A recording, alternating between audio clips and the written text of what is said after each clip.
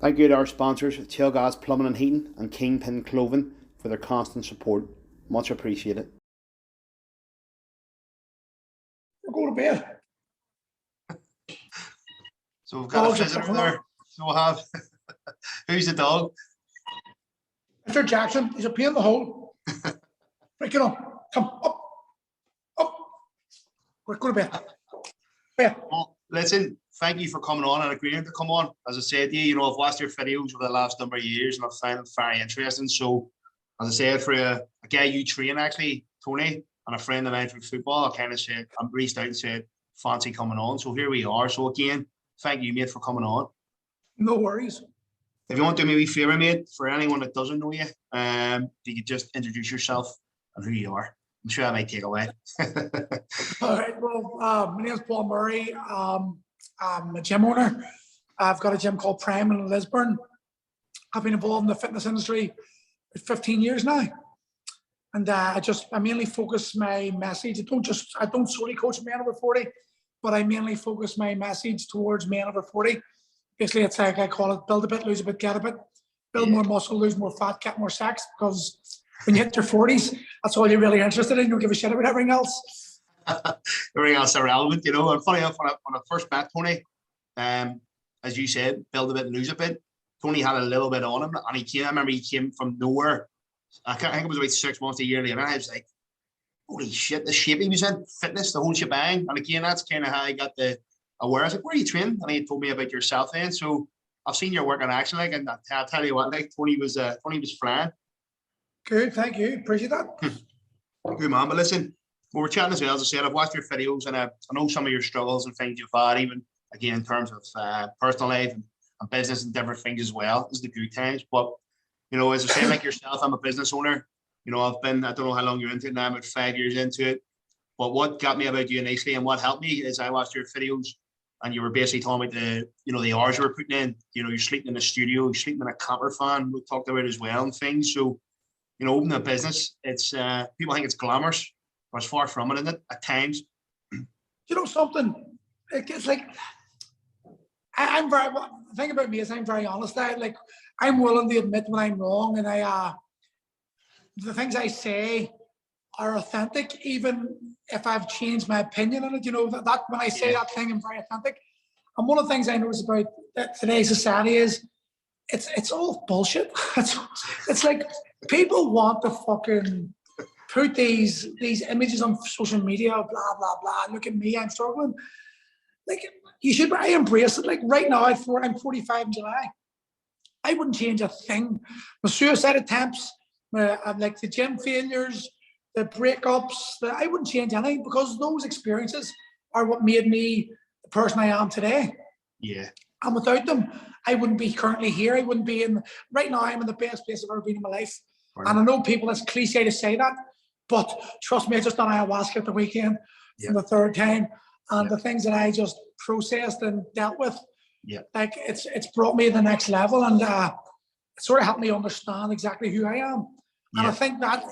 I think with the social media, it's like we want to present an image to the world of who we want to be, but we don't actually have the courage to go and chase the demons away to allow us to become that person. So it's easier to hide behind the social media and present this image to people of what we want to be. And that goes for business as well. We want to present this image of a perfect business, of a thriving business, but deep down, like our heads, we're drowning. Big time. We're absolutely drowning. Most people are miserable. Most people are depressed. And for me, it falls back to this loneliness. We're all experiencing loneliness and like this feeling of isolation. 2 seconds. Jackson, bed. Go. Good boy. God, dog's in my head, and so he is. Here, go get the food. He's your head. But it's there's so much competition out there. Yeah. And I think the world's been marketed and conditioned to believe this, that success is money, success is popularity, success is, getting your 200,000 followers or your 6-figure income. And for me, I realized that there was something inside of me, like it didn't sit well with me, but I chased that because that's what you do, isn't it? society tells you to do this, and you have to fit into society. So Yeah. you do it anyway. But within me, there was something never was sitting right with it. It was always, there was a conflict there. Yeah. And I give it away. I just threw it away and just realized that for me, success is actually, and I hate this cliche word because so many trainers use it, but it is actually making an impact on people, genuine impact, not just social media impact, but I savor human connection and conversation, honest conversations. Yeah. And one thing I'm known for is calling out bullshit. Now, maybe 2 years ago, up until about 6 months ago, probably pre-COVID, I was a dick. To be honest, the best way I can describe myself was just, I was traumatized. I was hiding behind the facade, the social media mask. And what I was doing, I was projecting my anger within myself to what I seen. I was blaming other people for what was my own issues. Okay. You know, and the things that were annoying me about other people, the reason it was annoying me was because I seen my own reflection in them. Yeah. And that made me angry, and I didn't know how to deal with it. Yeah. And so I would always be angry and calling bullshit out and all. But what I'm realizing now was I was calling myself out. Yeah. Okay. And you feed into it, don't you? You know, when I find like if you're getting in a negative situation, it impacts everything else, doesn't it? Massively. And do you know what the thing is for me? Like, you're doing a podcast here. There's podcasts popping up. I've done a few. I have a few podcasts. Gyms are popping up. Everyone, it's competition. And that's the world we live in. It's market and it's capitalism. It's this need to define success as being seen by other people to be successful. And we actually don't understand that success should be in here. Yeah. You know, no one else should be able to define what you define as success. Yeah. And that's where I'm at right now. I realize, like, I have I call honest conversations. I tell people exactly what I see, how I see it. I've just learned recently how to say them in a different way. Yeah. Okay. You know, more softer approach, is it? My message is always authentic, but my words weren't. Okay. If that makes sense. Yeah, it does. And yeah, I get what you're saying. Like, the world we live in, as you said, like, you know, the reason I started this podcast, I've always wanted to do my own podcast. I've had a mental health podcast with Robbie Butler. Like, as you said, I want to impact people simply because I lost 2 friends through suicide. I just said to my missus, how can we possibly do something to try and stop this? So that's when I came up with that idea. But the pressure I found with that one was, if I said, like, we were getting people listening to us and then people stopped me in the street and stuff. But what I was worried about was if I give them the wrong message, you know, on their mental health, and they've done something, and you know, that was a pressure. So every time I done a podcast, I felt pressure. You know, it wasn't myself. Where I went, I'm a dad. I love being a dad. There's plenty of dads out there, and again, like yourself, you know, there's plenty of guys on different journeys, and again, a bit more free, you know, to do it. So I've been putting this off for months, and I said, start of the year, I said, I'm going to do a podcast. Built the page, put it out there. I'm doing this podcast. Starts in February. I hadn't even put the guest in yet. So it's just basically to get myself in gear and say to do it, because I enjoy this, as you said. I like talking to people like yourself. You know, we're all different. I love that. But again, it's to make a small impact. You know, we're averaging probably about 3,500 watches on or views on YouTube, and people might think that's a lot, but to me, that's 3,500 people's watching this podcast and listening to dads basically talk shit and have a bit of crack. You know, I think that's brilliant. You know, again, I'm only starting out. I'm not chasing, as you say, I'm not chasing views. I'm not chasing anything like that. But again, when I look and I see there's a couple of hundred people's watched that, I'm happy with that, you know. When you said that, it's funny. Like, I literally was talking to my there's a coach helps me, Michael, and we were sitting talking about that, and it's like, I think, like, again, it goes back to defining success. What is success well, if you listen to social media and listen to, like, the outside world, success is massive views. It's being popular. It's being famous. It's having people share your videos and repeat your words and all this shit. But that's not success. No. That's lip service. Yeah. That's outside validation. That's people. That's trauma. That's trauma. That is actual trauma. You know, this need to feel that you're. If you don't get outside validation, you're not a success. I've lived in this gym, literally lived in this gym. I lived in this gym for like a year because I couldn't afford buy a house, to pay for rent. I couldn't afford to pay for diesel to drive over to a house that my mate was letting me live in because it was just too much money. I was coping. I had one time in December 2017, I had to decide to. I'm sorry, holding this dog. Jackson, go to bed. Sorry, mate. He's just annoying as hell here. He's such a friendly dog. He just wants to pet you all the time. But I had to sleep in this tent or in this gym, sorry, and the van because I couldn't afford it. Because in December of 2017, I had to decide to feed myself or give the money for my kids to the ex-partner. So I had to give the money to the ex-kid because the kids hadn't needed Christmas presents. So for 3 days, I had no food whatsoever. But what I didn't realize was I was so like this, and we're talking about depression and certain mental health. I was so like this that I didn't realize I had like a support network of genuine people who genuinely cared and loved me. Yeah. And I didn't know how to. I was such in a dark place that I didn't know to reach out to them because I was embarrassed because I wasn't successful because I didn't have what society said I should have. Do you understand? And it's like it's only now that I'm looking back and I'm realizing and going, my God, like how many other people in this world were similar mindset and struggling, and they don't realize that there's so much beauty in this earth, there's so much potential, and there's so much good in it. Yeah. But we're just marketed to the bullshit and we buy into it because it's all we hear over and over and over again. Yeah. And we choose to live in misery. And I don't understand. It saddens me to see because you're a dad, I'm a dad. Yep. You've lost 2 friends. Since I was 13, I know 26 men who've killed themselves. Yeah. Do you know, I was nearly one of those victims on multiple occasions. Yeah. And it's so easy to solve. Yeah. It's just literally talking to each other, like understanding that your problems, the things you fear, the panic you feel inside yourself, and that sense of loneliness, every single person in the world is feeling the same. And the difference from men is we just don't talk about it. As well, you hear it, as you said, the cliche by talking, but again, it's as you say, like I mean, at Christmas or especially, you have a decision to make, and again, it's one of them ones: eat or feed, give your money to your kids, and as you say, like there'll be other people out there in the same boat. Again, they relate to that. I have a couple of businesses, but the one I had, which I started to, was this an office supplies business. And you said about competition. I was told 20 years ago there was 2 or 3 stationers over here. Now there's probably about 50.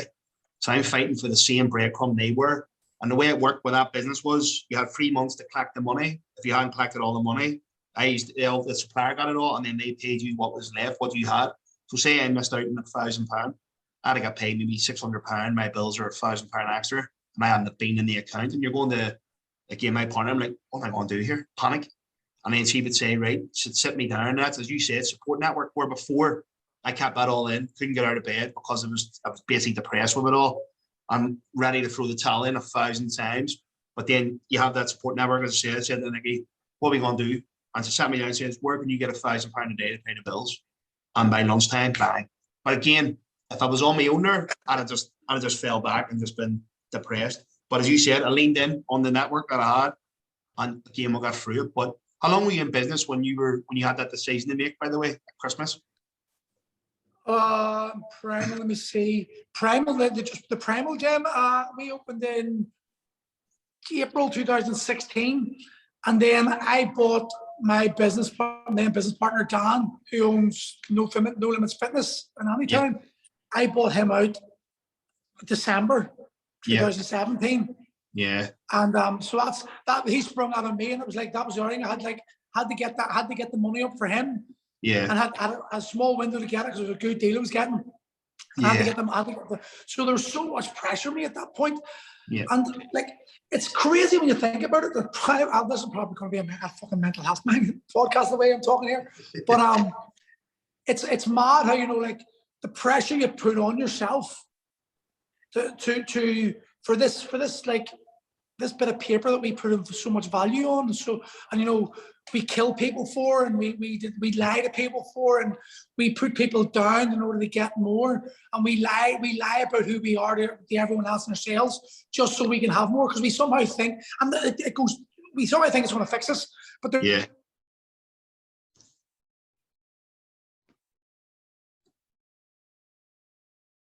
reality, someone's calling me. Oh, you get a phone call there? Sorry about that phone call there, Marty. I'm a very popular man. Your phone went there, so we'll just get back into it. That's a first now.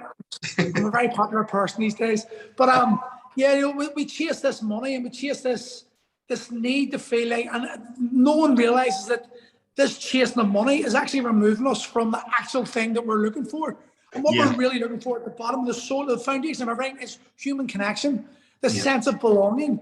And if people could understand that, like when you get a hug, you see when you're down, like I've been down, right? I've been at that point.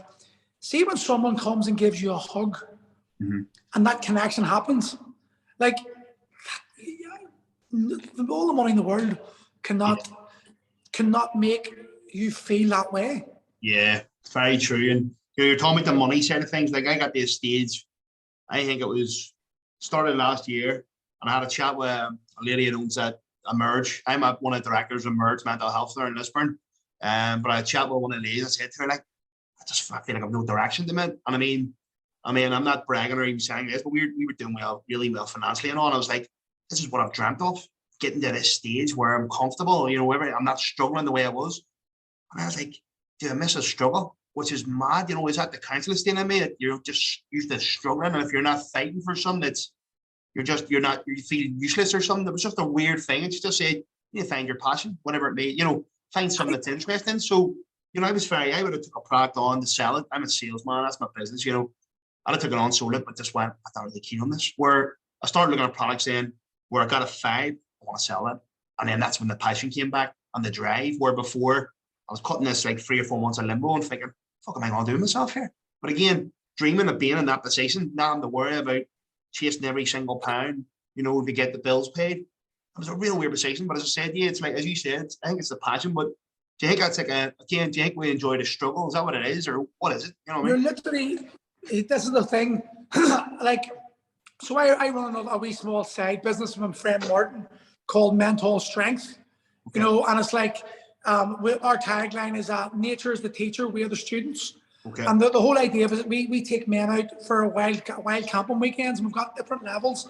Level 1, you bring all your food, you bring your tents, but there's like a group of up to 10 men. Yeah. And we're thrown together, we don't know each other. But the human connection that happens because we have to struggle. And when I say struggle, it's not like, you see, this is the thing. It's become sexy and like cool to struggle. You know, I'm hustling hard. No, yeah, we're hustling hard the wrong way. Yeah, it's not about. We shouldn't be struggling for money. That's wrong. We live in a world where people have got so much money, and other people are barely able to feed their kids. That's not struggle. That's evil. That's social injustice. Struggle is like what I experienced struggle as. When we went there to the Spurn Mountains, we were camping one time in the Spurns, we wanted a cup of coffee. To get that cup of coffee, we had to walk 1 kilometre to the woods. And then we had to chop some trees down and gather some wood. Then we had to carry these big fucking logs together. We had to work as a team, and we had to struggle together to get them to the house. Then we had to cut those logs up into smaller bits, chop them up with the axe, then get kindling. Then we had to dig a hole for a fire, get rocks and put the rocks in the ground to get the fire going. And then we had to light the fire, and that took 1.5 hours. And then we got a cup of coffee. But fuck me, that cup of coffee was the nice cup of coffee in the world because we struggled, and we struggled together. Great and point. I think that's where we're missing. That's what we don't understand. When you struggle when you're with a group of people, you don't have to know these people. But when you're going through the same pains and you're struggling together for one common goal, and that common goal isn't selfish. It's a communal thing. It's because we're tribal species. We're only talking here in these technical devices because our ancestors struggled every single day to feed themselves, and they didn't do it alone.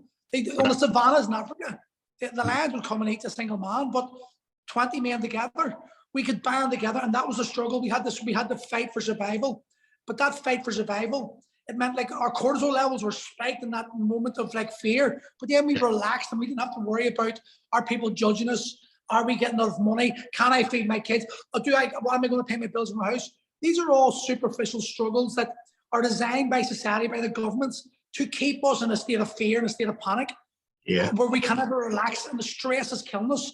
We're not that we're species not designed to be in stress 24/7. We're meant to have high spikes of stress followed by lots of rest and relaxation. Yeah. That doesn't happen any day. We are literally living in the world because we're so concerned about, oh my God, what's that person going to think of me? Like right now, this podcast, there's going to be people listening to this and they're going to say, he's a dick. What's he getting on like this guru guy? That's, you know, something.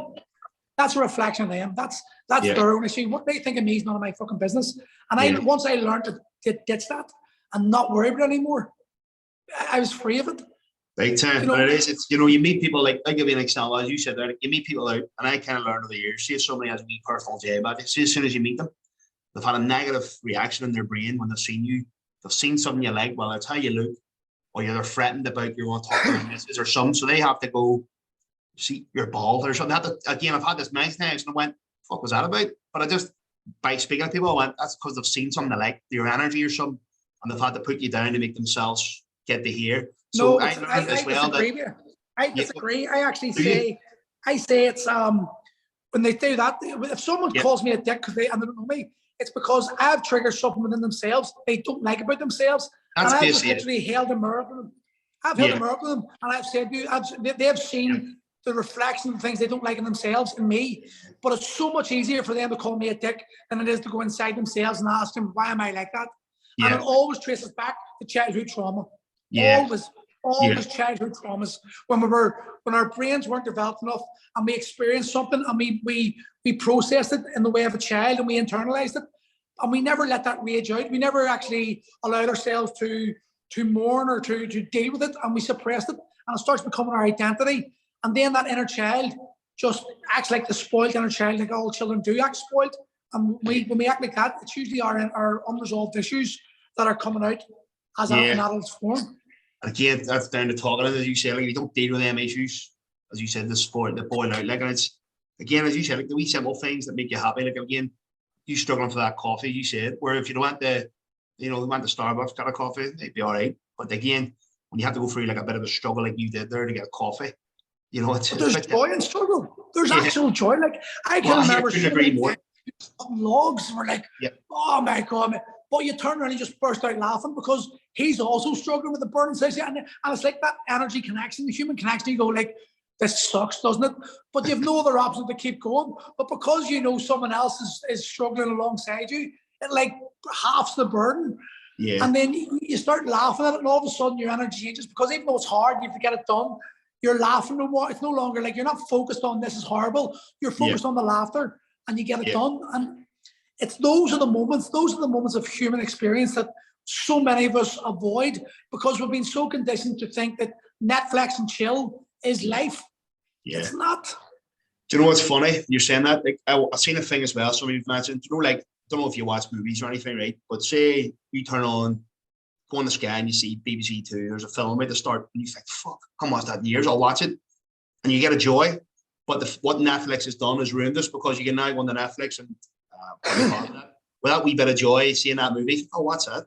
But again, you go on any other streaming platform and get it. As you said, like it's the weird. Too much choice. Yeah, too much choice. And our brains can't handle it. Yeah, me and the missus would have said, we're going to watch tonight. The Sunday after our chill time, we're going to watch. And you have 1,000 things you can watch, but nothing, as you said, nothing clicks. And you just, if you went on to BBC and you see your ITV2 and James Bond's about to start or something, you're like, oh, what's that? It's weird. I will give you the best example that you'll understand, and anyone our age will understand. December from 1980 up until about 1997. Every December, you waited for the TV times because you were going to circle all the films you're going to watch. Oh, there's Superman there. Indiana Jones is on. Oh, because you had a 2-week period where you had all these cool movies. Yeah. And like the kids today, if you look at our children now, they can watch fucking Peppa Pig and Toy and all them things 24/7. What did we get? We got 4:30 or 4 o'clock or something, 3:30 to 5:30. Yeah. And we were glued, Grange Hill, and you'd fucking Danger Mouse, and you'd Banana Man and Super Ted. You had all these cartoons. And the kids today, you try to tell your children these. Like I've got an 8-year-old and a 5-year-old, and I'm telling my 8-year-old Sive all about this. she has no comprehension because she has got an iPad. She's got access to whatever film she wants, whenever she wants. And it's just like, and what the sad thing is, we're to blame because our children are no longer using their imagination. And what's going to happen? The reason adults create things like iPhones and do all these things is because as children, we had no other option but to use our imagination to entertain ourselves. So nowadays, Xboxes, the Netflix, the iPads, we are literally letting our children be entertained by other people's imaginations. And it's actually dead in there. And we're no longer. So what are we going to do in future generations when these children have no ideas because they've never expanded? And when you're a child, you've got a finite amount of time as a child to explore life as a, as like this playground, this fantasy world where anything goes before society conforms you to a way of thinking. School takes you in, school takes a hold of you and puts you in a box and tells you, this is how you think, this is what you do, don't speak, don't talk, don't move, put your hands up. As a child, you're free. And we're as parents, we're guilty, we're responsible for removing our children's joy because we're giving them iPads thinking we're loving them. See, the thing is as well, you're talking about that, you touched on something that it actually got me thinking there, right? My little lad is into Spider-Man, Superman, all that sort of thing, and he's only 2.5. Well, I'll say 2.5, he's 3 here in August. But one thing he loves to do at the minute is, I'm the Green Goblin, don't know why. But he's like, basically, we have this where, as you said, using his imagination. Like he's access, he watches his YouTubes and all his wee programs, Blippy and all that. But what he does is, I say to him, right, when I go home from work, I go upstairs, say, I'm going to get changed, but when you hear me laughing like the Green Goblin, it's time to fight. And he's buzzing with this. So let's say as I'm coming down, you hear me, and you can hear him going, ah. And then next thing he comes out of nowhere, and whoever he wants to be, Spider-Man, Iron Man, and he tells me Superman, or then we'll have a scrap for like 10 minutes. I mean, I think this is amazing, but again, as you said, that's a small wee window when he, as you said, when he goes to school. And again, I watched a thing on this the other day. It was about like wealth management. I say watched it. I've watched multiple things about this here. There's a guy, you ever seen that Rich Dad, Poor Dad? Yeah. Yeah, and he basically saying about schools don't teach you life, they teach you how to stay in the system and get a job. Conformity. They teach you conformity. My word, that got my brain thinking. I said to my mum, I was like, this is how we've been brought up. You know, my mum, she was a strong believer. When I left school, get a trade. And I was like, well, I'm not good with my hands, Mum. I'm doing a trade, you have something to fall back on. And again, her opinion, that's good advice, because that's the way we've been taught to think. But I said, I can't school, what are you going to do with your life? I was like, I don't know. But at that age, technically 18, 19, I was set up for failure because I had no clue what to do, because that's what I've been told. You know, I have no qualifications or anything like that, but I think I've done all right in life so far. Much more I can do. But again, if I could went on what the teachers told me. Who gives a fuck what anyone thinks? It's what exactly. you think. Exactly. And that's the thing. So when I started watching all these things, I thought, bro, you've been taught wrong from a young age. Like you're basically brainwashed as a young person that this is what you gotta do. I remember a technology teacher, like we had an argument in class, and one of the girls said, I want to be a nurse or a doctor. She said, you'll never be a doctor. Why? Because you haven't got the brain. He just went through us. I remember they were going mad at him. They basically told him at a young age, you'll not be able to do that. You haven't got the capability. On two things. You just touched on 2 words you said there, and 2 topics that were said. You said there, we're brainwashed. Aye. Listen, television. Say the fucking word slowly. Television program. Okay. They're literally telling you. They're the program, they are telling you the vision, and they're programming it into your brain. It's an insult to your intelligence. They're actually telling you, they called it, they're telling you a vision, and they're going to program it into your brain. That's mad. And the other thing you just said there, was you can never be a doctor. Yeah. Like I listen to a guy called Les Brown. I love his he's a motivational speaker.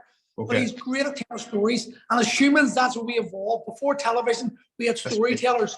And he's a great storyteller. And he's a cancer survivor. Okay. And he said something that was really, really profound. And I use it all the time. I say it all the time to people. It's like we doctors. Hey, listen, there's doctors. They're good at what they do, but they've only got one way of thinking. They're very this way. They can't see outside the box. We know, like, trust me, my fiance, she's into essential oils and into the natural lifestyle. And some of the things she has given, the oil she's given me, I've experienced myself. I had arthritis, I've got 3 hip replacements. I got my last hip replacement 13 weeks ago. Like, so before that, I was in agony. Okay. And she would give me an oil and rub my leg, and 20 minutes later I could squat, where beforehand I could barely get up and down. There's stuff we don't know about because it's too powerful for us to know. They want us sick, they want us ill. But Les Brown said a doctor should not be allowed to tell you that you're terminal. Yeah. He should not, because that's automatically putting an authoritative figure telling you you're going to die. What he should say is his ability to treat you is terminated. Okay. Because that doesn't put the mindset in, I'm going to die. That just gives you, well, you might be able to help me, but someone else might. It gives you hope. And when there's hope, there's life. But if you're told you're going to die, well, what the fuck's the point in living? You just go into a different energy and you sink, and that's it. And that's what you see. You'll see people's energy drop, and you see them wanting to die because they don't have any hope. I'll give you an example on that. I'll give you an example on that. So like we're talking there, technology obviously had an effect there. Somebody's like a cut off, so we'll jump straight back in. We're talking too much human like. They don't want us talking like this. Mate, I've never had that before. Usually you get 2 hours, but give me 40 minutes. So but no, we're talking like as you said there. Like I'll give you an example, right? My sister Leanne will make me tell this. She went for an eye test, and he says you have a mole behind your eye. It looks very dangerous. I want you to go get it checked out. So we were thinking that's gonna be fine, you know. So me and Leanne went down to, I can't remember what hospital it was, but we went down. We're having a bit of crack, and where I was waiting, I was saying I think glasses or whatever. It was just a bit of fun. So they've done the scan, and then we come out and went into a room, and your guy says, "Set us down." He says, "Unfortunately, I've got some bad news for you. A cancer, or you've got cancer behind your eye." And she was like, so again, we went from she needs glasses to she's got cancer. We're like, well, what's the options? Well, you might have to leave to get your eye cut out, all this sort of mad stuff. So we were straight away going for cancer, my word, you know. So what Leanne done was, we panicked initially. Obviously, Leanne sort of calmed me down, and she was like told the whole family. And she went and got a second opinion, and it was a crowd in Portugal. She knows off anyway, and they do swab testing and things, and they basically told her, no, we don't think it's that, it's this. So anyway, long story short, Leanne, fast forward 2 years later, Leanne, obviously thinking in her head, she had one of it's going to get worse, she's getting headaches and things. Went to another optician's. Says, oh, do you know you have a wee mole behind your eye? Says, yes, I was told. So obviously she was weary of this. I says, that's fine. No, there's nothing wrong. Says, just crack on, basically. Says, not like it wasn't looking any worse. You know, he just says, yeah, they're very common. Move on. That was it. Where for 2 years, she was convinced that this was going to get worse and worse. And you know what? And then that became a reality. My word. And the thing was, the guy in the hospital had her getting her eye out. So if Leanne would have listened to that guy, she would have went and got her eye out. She had one eye with us. All that opticians looked at this again and went, no, it's fine. 2 years later, no, he just basically said, nothing to worry about, crack on. We were like, okay, what is going on here? You know, with that, I mean, like, what is that about? It's just so strange, you know. As you said, where they had her getting her eye out, basically, you should listen to them. I respect doctors because they, like, let's be honest, the majority of them do it because it's a vocation. They want to help people. Yeah. But their way of helping is literally one way. There's thousands of ways of helping, and the reality is that doctor that we hold in high regard, regardless, outside of the hospital, he's John or Paddy or Mary or Joe, whatever. It's a human being, and as a human being, we've got the ability to make mistakes. We can be wrong, and it's our opinion, and we're only basing our opinions on what we know and what we see and what we've studied. Yeah. So if they haven't got the whole picture, they've got a part of the jigsaw, a very big part of the jigsaw in most cases. Yeah. But the reality is, big pharma, who sponsors a lot of doctors, there's no profit to be made in cure. 100%. Yeah. And you have to, and like people think that's conspiracy theories. It's not. It's a reality.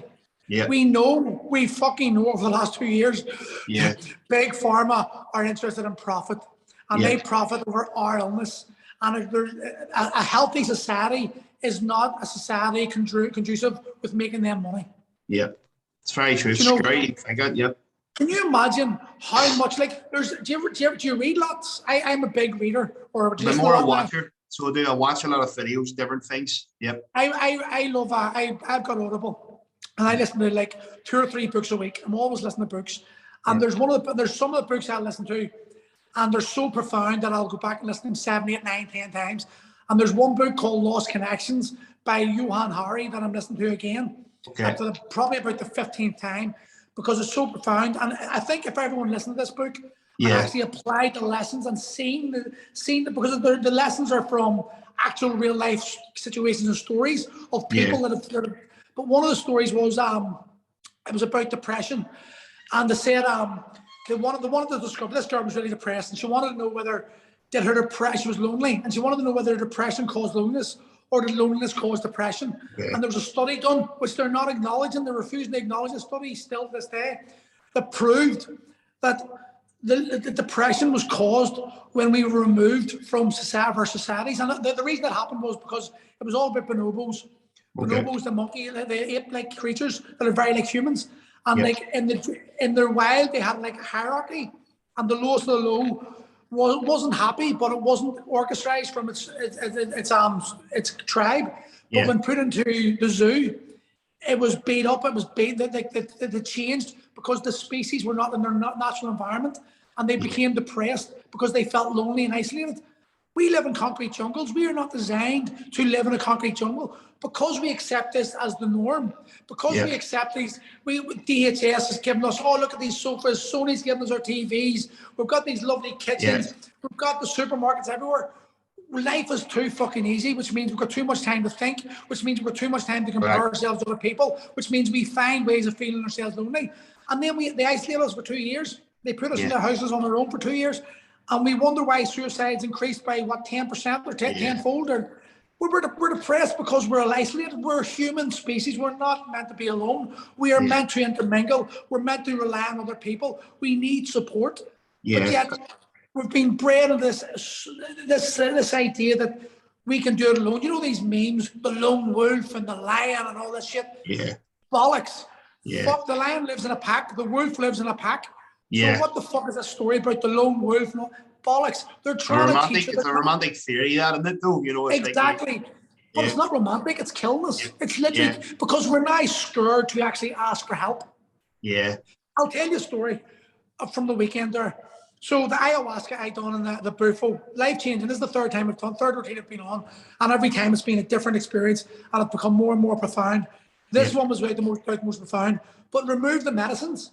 Yeah. And the three most profound experiences was on each one was in each end of each night. The first one was the holotropic breathing, where you go and everyone uses to breathe into your mouth really fast at the beat of a drum, and all of a sudden everyone started going and started making these weird noises. And they were in this, it was in a trance. But it didn't work for me. But I actually stopped and looked around, and I got pleasure out of watching this madness unfold. And then at the end of it, everyone was just hugging each other, and there was connection, and there was like pure love. The second one was the fire ceremony. We were in the fire ceremony, and where you do all this, like you'd be stomping very tribal, and you'd around the fire, and you go to the fire, you go ha ha ha ha ha ha, and you'd put your energy into the fire, and you'd move closer. But you were doing this together. And it was like a bit of suffering, but then you would close your eyes and you would do this ceremony of divorcing your parents. And she does this, the girl who holds it does this meditation where you divorce your parent, but it's emotional as hell. But afterwards you hug each other. And I can genuinely tell you, these are strangers. The only connection we had really was we were all there to heal trauma. Yeah. Everyone's trauma was different. Some of the trauma was the most horrific stuff. You would not tell your mother and father about this shit. But yet here these people are opening up and telling us this horrific story, childhoods. And then we hugged, and the crying that happened. And then the last one was the last day. It's called the cosmic hug. And this was probably the most profound experience I've ever had in my life, not on medicines. Yeah. And it was like you would stand 6-7 inches away from someone's face. You would hold their hands, like, you just grab their hands, and there was no conversation. You just looked into each other's eyes, and you'd open your mouth, and you'd breathe. And you would breathe in, and I'm a believer now of reincarnation and stuff like this because I've experienced something through it. They say your breath is spirit from source, and like it's the gift. So you're breathing out the gift, and then you're breathing back in this gift. So you breathe in and get the spirit, and then you give the gift of your spirit back out to the world. Okay. And so our spirits were intermingling, and the idea of it was when you felt your soul connect, and you sounds mad, but you literally where some people would take 6 breaths, you would stare at each other, and then you would feel this feeling drop inside you, and this connection happen, and you would just hug automatically, and the tears would flow. But there were some people I was really connected to the whole weekend, I was drawn to them. The energy was right. Our energies were together. I would take one breath, and we would take one breath, and we would just burst into tears and hug each other. And when we hugged, you would hug each other for 30, 40 seconds, and you didn't want to let go. In fact, you were trying to get them in. You were squeezing them as hard as you could because it was pure love. Yeah. And I was going like, but I came away going like, how the fuck can 18 people who have never met each other do this? But yet we live in a world where we can't do as our own family. We're embarrassed. Mate, do you know what's funny about that, right? You're saying that, and obviously you're opening yourself up to the world there. Obviously, people you're going there. I think I need to open up the world because the world needs to know this. Yeah, but I mean, like when you're there, you're opening yourself up to strangers, right? So you think about, like, you have friends, you just meet this randomer, you think, I like you, he likes you back, but you never really tell each other that. Where, as you said, yours are just an open book. You know what I mean? Where again, you know, as I said, you meet again, you think, he's dead on. Next thing you go out for have a pint with him. Next thing you're on holiday, you know. It just happens naturally, but you never again have that connection, like you've said there, and that's a stranger. You know what I mean? Where when you meet that stranger for the first time, it's like, boy, mate, you know, you're standoffish, like. Whereas you said everyone was kind of open, like that's a bit different. The reason why, because we're there, like, listen, like I work in a gym. I've worked in gyms, and before I worked in a gym as a professional MMA fighter, I was on the coach. I was one of the main coaches of UFC, Ireland's first ever UFC fighter. I was high level when it comes to MMA. I opened Ireland's first MMA gym, fully equipped MMA gym, right? I've been involved in like masculine alpha male area like, jobs all my life. And I know for a fact that I lived a lie up until about a year and a half ago. I'm lying. Up until 8 months ago, I lived a fucking lie. I presented an image to the world that I thought needed to be presented, and I was never being my authentic self. And because of that, I was lying. And that's the problem. If I done a talk on TikTok the other day, live video, and it lasted about 40 minutes. It was about honest conversations and the importance of honest conversations. Because if you and I are having a talk and you want to present what you think I want to hear, you're lying to me. Yeah. Those words have power. Words have power. That's what's called spelling. So you're telling me something, I'm listening to that, and I'm taking in your lie. And then I'm forming my conversation off your lie. Yeah. So how can we ever have a connection, a human connection, if all we're doing is talking lies to try to impress each other? It's when you're willing to be vulnerable. That's the strength. I'm in a gym where I make people strong, but I can only make you physically strong by making you lift weights. You have to go through the process of being willing to be weak and vulnerable in order to that. Because in vulnerability, there's more strength in vulnerability. If everyone you've ever known who's killed themselves, or all the people depressed who killed themselves or think to kill themselves, if they knew they could go to someone and tell them their soul without judgment and know that they're going to get hugged and loved, how strong and powerful is that? I know. And that's the problem, isn't it? You know, the game people feel like they've nowhere to turn to do that, you know? Our egos, because we're presenting a lie on social media every day and it's becoming normal. And because it's a collective, you know, if one person does it, it's nothing. But if a collective are doing this and we're all living a lie, it's becoming our reality. And here's the crazy thing. We have all got the power to change our reality. All we need to do is just change the conversations. If we all had I hope that there's going to be people watching this and think I'm nuts. I don't care. What they think of me is none of my business. But there could be one person, just one, who's on the edge. And I'm telling you now, if they reached out to me and said, I need to talk, I heard you, I will listen. I will talk because I was there and I know what that feels like. And I know what it's like to be at that. I've got all these examples because I'm a life experience. Right. But there was one time I decided, it was October 2017, October 2018. October 2017, I think. And it might have been 17. I was really down at this point. But to look at me, you'd have thought my shit was together because I was on those videos. Thinking I'm the man. I was broken. Yeah. But I decided that was it. The ex and me had just broke up about 3 or 4 months. We were not getting on well at all. We hated each other, you know. And she was blaming me. I was blaming her. I'm not holding it against her, by the way. She's her own person. It's the situation. You know, you don't break an ex is an ex because you don't get on. You know, so there was trauma there. Our childhood traumas clashed and we hated each other as adults. Okay. But she was at me about money, and I hadn't got the money. Yeah. And I was like, I had life insurance. Yeah. So I made a decision. I was like, you know something? If I hang myself, I won't. The kids won't get the money. But if I drive a car into a wall and I drive down a car accident, the kids will get the money. Yeah. So I decided to get into the car and I was doing it. So I was driving down. I always carry my hiking boots and my hiking gear in the car. Yeah. So I was driving down Anytown Road, got to the Kennedy Way roundabout, was still there. Drove around the Kennedy roundabout and drove past my mate Niall Greenan's, Niall Greenan, he's got a Zenith. He's got a gym called Zenith. And I was almost going to call into him. And I just drove past. And then, do you know I don't know if you know Kennedy Way, the jet garage in Kennedy Way. There was a big tailback for the motorway. And I was sitting there and I was contemplating and I was pretty sad. I was saying goodbye to my kids in my head and all. Yeah. And or my child, sorry, wasn't it? Was Evelyn born? I don't know if Evelyn was born. You see, Evelyn was only 7 months old, 8 months old. But I was sitting there thinking, and then I got a phone call, and it was my mate Mark Brown. Yeah. And my mate Mark Brown goes hiking. We always go hiking together and all. And I said, well, Mark, what's happening? He goes, what are you at? I was like, not much. And he goes, well, listen, I'm going on a night hike. I said, I promised you for months I'll bring you on a night hike. Do you want to go? And I just went, fucking I'll go. Wow. And I turned the car around and he drove around. So I drove in. He lived right back where Sainsbury's, whereas only like literally 400 meters away. So I drove in and we got into the car and we're driving. And he goes, well, what you at? And I was like, mate, I was going to kill myself. I was on my way to kill myself. And he slammed the brakes like, what?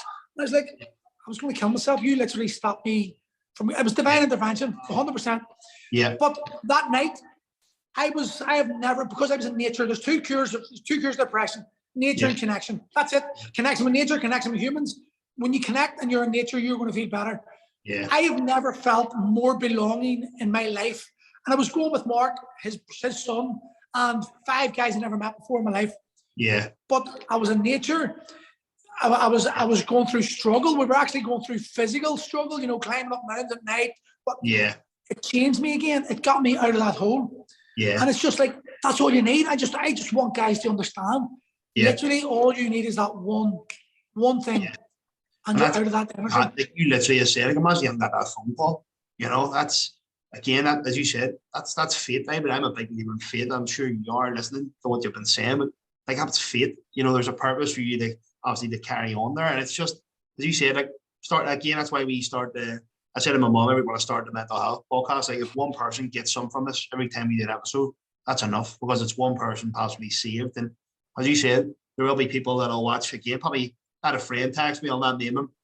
I say a friend, he says, when did you start this dad podcast? What's that about? It's like, it was that attitude of like, why are you doing it? It's like, none of your business. I'm happy I'm doing it.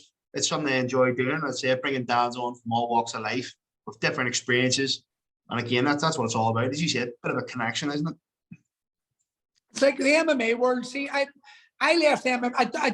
Now I'm 45. I left MMA. I give Fight Academy. I basically give Fight Academy an iron away. I took a few bits of equipment. I literally a couple of grand. I could have sold it. I could have made him forced the guy, my business partner, to close and divide stuff. I just went to know something. I didn't want to. As much as I didn't like Liam at the time, but me and Liam had a fallout. As much as I didn't like him, I don't care. Like right now, I don't give a fuck anymore. It's like, who cares? It's like in the past, I'm over that shit. It's me holding on the bollocks. But Fight Academy Ireland's done very well, but I built that from the start, and I actually take pride in the fact seeing it progress and seeing fighters go to the Cage Warriors and getting titles and all, because I know that without me starting that wouldn't have happened. So I take a bit of pride. Maybe it's a bit of ego. It's a bit of ego. It's good, but it could be like boost. I love to see that. I love to see fighters from there do well still. But one thing, the reason I left MMA, and now I know why I left MMA, was because I was a martial artist all my life. Yeah. From day one. I believe I've lived past lives. Maybe as a warrior in one of those lives. I don't know. But there was something in me that's always about internal. Yeah. It's not external to me, right? When I started MMA, I was one of the first people in this country to fight and do MMA. When I was doing MMA, my coach, Davey Patterson, who is the greatest MMA coach I've ever met in my life, him and I went out to his garage and we would put a VHS and TV in the room and we would learn how to do these techniques from VHS. No one showed us. We hadn't got any. There was no instructors. When was this, by the way? What decade would this have been? Literally year 2000, 1989, 2000.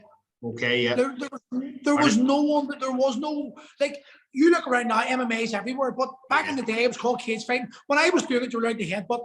Gloves hadn't even come in yet. Like old school. It was called cage fighting. There was 2 types. There was martial artists and bodybuilders. That were the only 2 people. They were the only people doing it.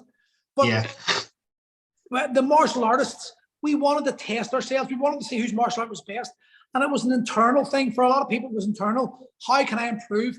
And what happened was, if you got beat, you were able to go away and think, where did I go wrong? Yeah. Why is my martial art not good enough? Where's my martial art failing? How can I improve my martial art? Now we've got this social media influenced world where it's about ego. And I've seen kids, what it used to be like, McGregor influence was the worst thing happened, but also he's great for MMA, but he's terrible for the spirituality of the martial arts, shall we say, because now you see kids who have never fought before online each other. I'm going to kick your bollocks and I'm going to fucking destroy you. What happens is they fight in front of 1,000 people for the first time. One kid gets his balls knocked in, never sees it again. The other kid gets an inflated ego and thinks he's fucking Conor McGregor after fighting out an amateur fight. Yeah. That is not good for the sport, and that is not good for humanity, because you're actually starting to be aggressive and angry and dicky towards someone you don't even know.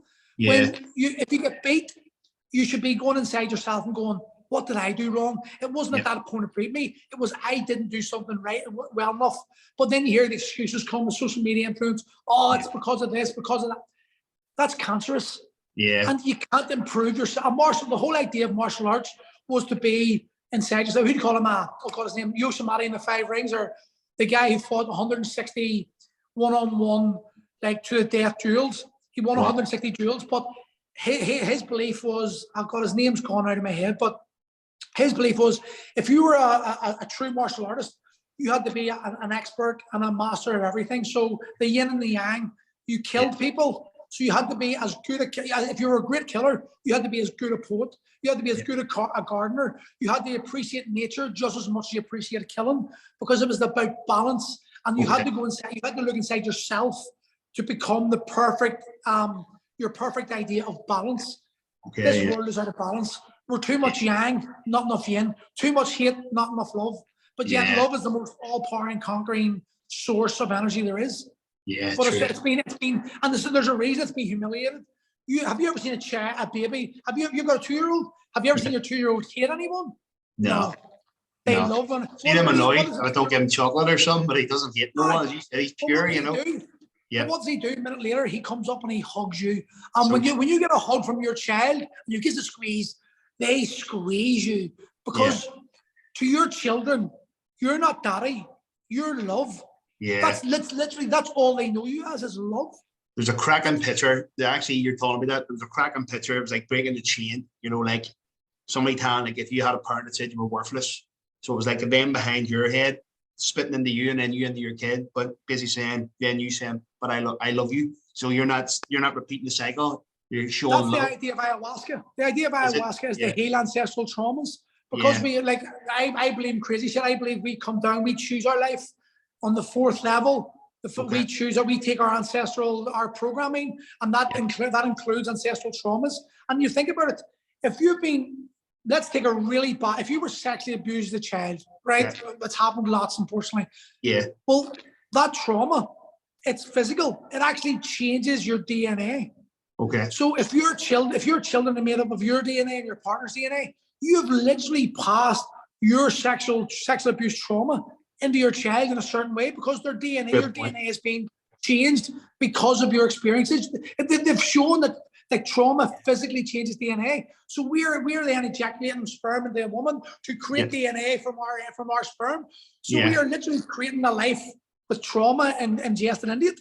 What was that about the troubles I've seen recently there? Actually, I've seen recently, maybe about a year ago, and it was basically what you're saying there, that I think it was like my generation or something, or because we're the generation after the troubles, well, sort of in coming out of troubles, that there's trauma. I can't remember what it was, but it was something along, basically what you're saying there, that the game we have had. I'll give you another story. It was my first before experience. So like, people call me a psychedelic PT because I do so much psychedelics, because my journey towards self-discovery and understanding, I understood that the only way I get into myself would be to put myself in a position where I could not get away from myself. DMT, magic mushrooms, acid, fucking psilocybin, fucking mescaline, fucking San Pedro, Bufo, Yapo, you name it, ayahuasca, I've done it all. Yeah. And Bufo is like the 5-MeO DMT. It's like the God particle. It's like the most potent substance. I done it the weekend there, and it just, honestly, you experience death. My first time, it's panicking. I have done DMT about 160 times, maybe more. I've done DMT a lot. And I knew what to expect in a way, but I didn't expect this way. And what happened was I inhaled it. So it's basically, Bufo is the soaring toad. You scrape the excretion, and then they dry it, and then you smoke it in a pipe, like a glass pipe. So I smoked it, and you go in, you just bump, you die. And I mean, when I say you die, I literally mean you experience your own death. Okay. And what happened to me was, my experience was that if I cry here, I apologize, because it still makes me emotional. But so I've lost, when I was 21, my ex-fiance had an abortion without telling me. Okay. And then the mother of my children, we had 5 miscarriages. Yeah. And then my fiance and I, Gail is my soulmate, and I mean, I've never met a woman as powerful in my life. She is the reason I am who I am today. Yeah. But me and her, we lost our baby. She had to deliver it because of COVID. We lost it in October 20. And because COVID was on, she couldn't get a DNC. So we had to go through the labor, and she had to deliver it. So we we watched our child die on the screen on the scan. So we had to, on his head was deformed, and his organs were on the outside. It was pretty horrific. So what happened was, I smoked the Bufo, and it died. And I was in this white room, just whiteness, but there was these lovely pastel colors, and it was like marshmallows being pushed into the walls. It was like lovely lemons and pinks and blues, sky blues. But there was 7 flames around me, and I knew one of them was Sive, and I knew it was Sive. And I actually found the suicide note I was writing to Sive, and I'd read it before I'd done the Bufo, and it was pretty emotional for me to realize I was saying that. But I was telling Sive that, listen, I'm down here, sweetheart, and you're going to have to go on without me. Yeah. But you're going to be okay. I'm going to cry, but you're going to be okay. And that, you know, you're going to get okay, and you're strong because you're my child. Yeah. And and there were 7 other flames around me, and I recognized those flames, and I realized straight away, I was like, they're my unborn children. Okay. They're the unborn children I didn't have. And then I came out of the Bufo, and I vomited everywhere, and I actually seen this worm inside my vomit swimming. Obviously it wasn't there, but it was like a demonic entity or something, and I just vomited out. And then I got up, and the pain in my hip was gone, and I broke down, and I cried, and I was rocking back and forth, like, do you know that ugly cry where you've got the snot coming out? And it was that ugly cry. I'm a shocking cry. I cried for 45 minutes, and all I said was over and over again, I'm sorry, Mummy, I'm sorry, Mummy, I'm sorry, Mummy, I'm sorry, Mummy. Because me and my mum had fallen out for 2 years because she had betrayed me. She had done something that I wouldn't insult her, but it was a family thing, you're right? I love my mum. I forgive her. We're together again. We're made up. But at that time, I was traumatized. And all I could say was, I'm sorry. I became back as a child, but I realized that was my ego death. And that me saying goodbye to Sive was me telling Sive that I was no longer going to pass my traumas on to her, because I could see in Sive, I could see every trait as a child and how she reacted as a child. I could see it in her. She's my firstborn, and we've got a connection. And literally, it changed my life. I've never wanted to kill myself. I have never felt, I looked lighter. The pain in my head disappeared. I died that day. Yeah. And I was reborn. And literally, now I wouldn't, and by the way, I want to emphasize, I'm not telling anyone to go do this stuff. Because it is not to be fucked around with. It's taken me years and years and 10 years of preparation to get myself to this point, and it's definitely not for everyone. It can damage people, and I think that's the problem with the spirituality movement at the moment. It's now another quick fix. It's cool to go on social media and say you've done ayahuasca. It's cool to do combo. It's not cool to do this shit. This is something that you have to fucking be ready for, and you have to do the work. It's not recreation. It's not drugs. It's medicine. Yeah. And if you abuse medicine, it can kill you. Yeah, exactly. Do you know? But that's fantastic. I'm saying, what an experience. For the right person, for the right time, the right person, it'll change your life.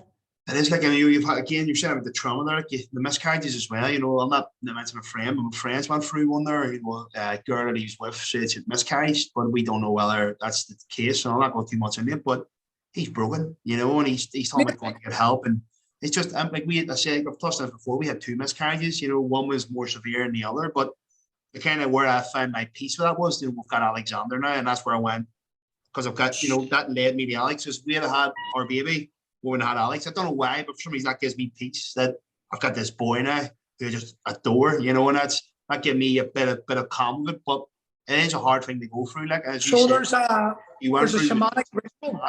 Yeah. There's a shamanic ritual that Gail and I are going to do, and I'm going to do it. I'm going to do it for each and every one child I've lost, because again, their souls have not rested yet, so there's still trauma within you. There'll be trauma within you, and there's trauma within me still. And there's a shamanic unborn ritual you do for unborn children, where you bury a doll and you put sugar on it as for sweetness, for love, and you bury it, and you put your energy into this. As you would bury your own child, because you don't have the ability to bury it if they pass it in an egg or something, But it's the acknowledgement of you were creating life, and that death has to be acknowledged. Yeah. And if you don't acknowledge this death, you hold that trauma in your soul and heart, and then you will repress it, and that comes out as anger, or as depression, or suicidal attempts. And it's about the acknowledgement and accepting that you're a human. You do suffer. You're not immortal. You're not able to cope with everything, and you have to be able to find ways of coping. So Gail and I are going up to a bay that's very, very special. They also place that's very special, and we're going to do this ritual because the two of us, we didn't even get that. We were so traumatized over it that we didn't take it. We should have taken Thor's ashes and spread it, but we didn't. We were just too fucked up about it. Yeah. So we now have to do this. And Gail went through Gail was down with me with the ayahuasca weekend. I'm not going to divulge, but she went through a very, very hard process. Yeah. But an experience, and part of that was experience that, and we need to acknowledge that. Yeah. Or else it's going to forever repeat in our souls and our lives. And it's about putting things like at the bed so you can move on, because we're here for a very short space of time. We need to live, and 2 minutes is just existing. Yeah, it's a great point, man. And you know what? I think that's what we're leaving on. I think that's fantastic. No worries. Honestly, that was fantastic. It took my eyes a little bit again. I said, in terms of even connecting with people as well, 100%. I can only thank you for your time, mate. Thank you for having me on. Yeah, lads, and as I said, definitely looking forward to getting you on. I think this will be the most interesting one I've done yet. So, legend, thank you. Not a word, Mark. Thank you, Ross. I appreciate having me on. Mate, have a good day. And yourself, buddy. Good luck, mate. Thank you. Bye-bye. Cheers, mate. Thank you for watching our podcast with Pol Murray. If you like what you've seen, don't forget to subscribe, but also follow us on Facebook and also Instagram. Thank you.